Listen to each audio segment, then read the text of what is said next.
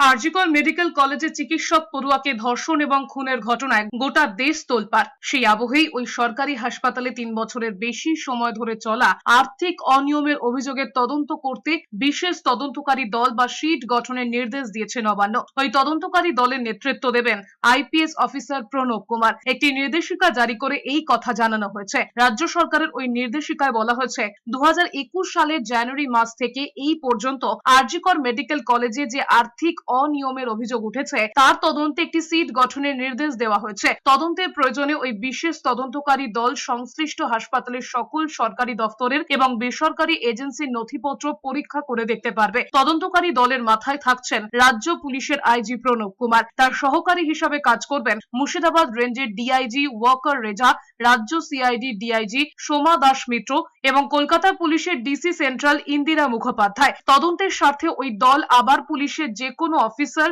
কর্মীর সাহায্য নিতে পারবেন। সিট গঠনের 1 মাসের মধ্যে সংশ্লিষ্ট তদন্তের গতি প্রকৃতি সংক্রান্ত প্রথম রিপোর্ট জমা দেবার নির্দেশও দেওয়া হয়েছে।